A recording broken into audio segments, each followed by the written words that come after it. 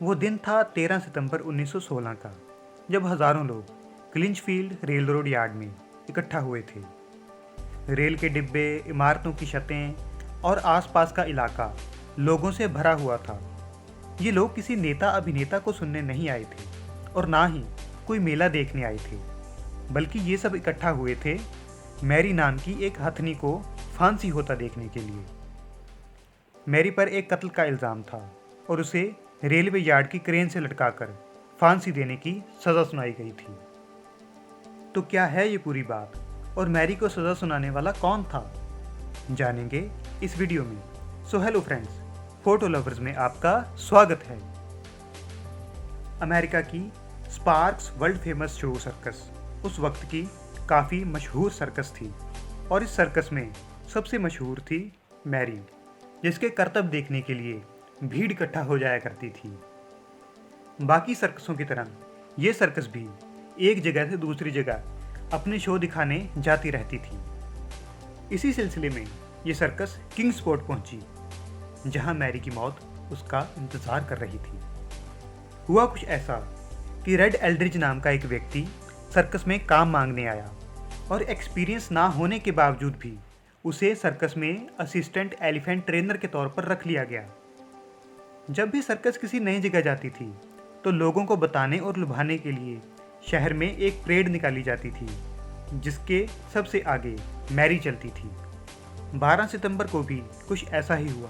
Parade में Mary सबसे आगे चल रही थी और मैरी के ऊपर सवार था रेड एल्ड्रिज, जो सर्कस में बिल्कुल नया आया था और हाथी संभालने का बिल्कुल एक्सपीरियंस नहीं रखता था।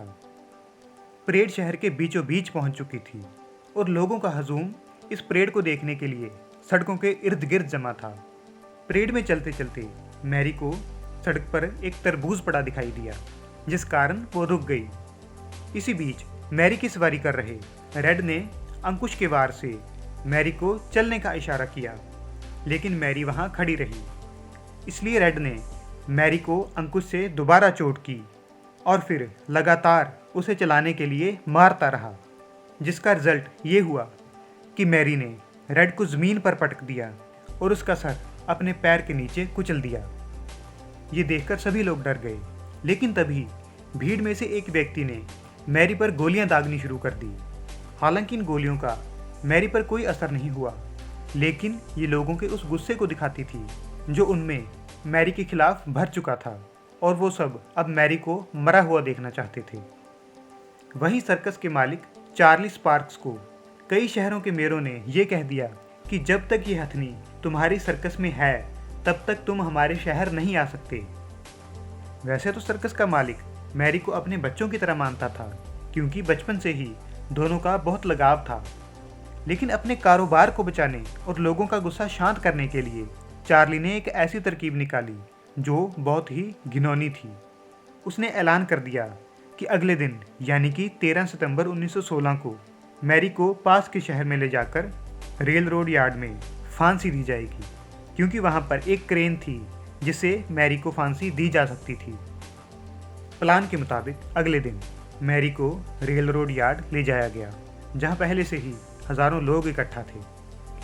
क्रेन के पास ले जाकर मैरी के पैरों को रेलिंग से बांध दिया गया ताकि वो इधर उधर ना जा सके। एक मजबूत चेन मैरी के गले में बांधकर उसे क्रेन से उठाना शुरू किया।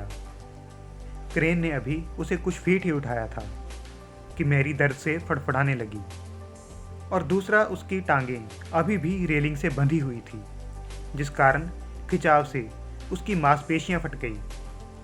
इसी बीच क्रेन से बंधी चेन टूट गई और मैरी ज़मीन पर आ गिरी। गिरने से उसके शरीर का पिछला हिस्सा बुरी तरह से टूट गया और वो ज़मीन पर ऐसे पड़ी थी जैसे कोई खरगोश बैठा हो।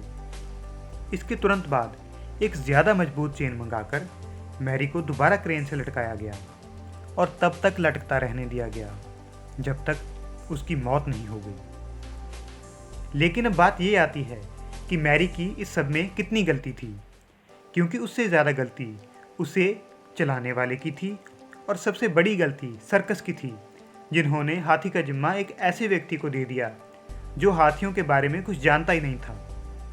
हादसे के बाद एक वेटनरी डॉक्टर ने यह भी कंफर्म किया कि मैरी के उसी हिस्से में इन्फेक्शन हुई थी जहां रेड उसे बार बार मारता रहा था और जिस कारण मैरी इतनी हिंसक हो गई थी। वैसे तो जानवरों का शिकार और हत्या पुराने समय से ही चलते आ रहे हैं, लेकिन किसी जीव की इतनी बेरहमी से हत्या करने की बातें कम ही सामने आती हैं। आज के लिए सिर्फ इतना ही। अगर ये वीडियो आपको पसंद आई तो इसे लाइक और शेयर करें और ऐसी और वीडियोस देखने के लिए फोटो लवर्स को सब्सक्राइब करना ना भूलें।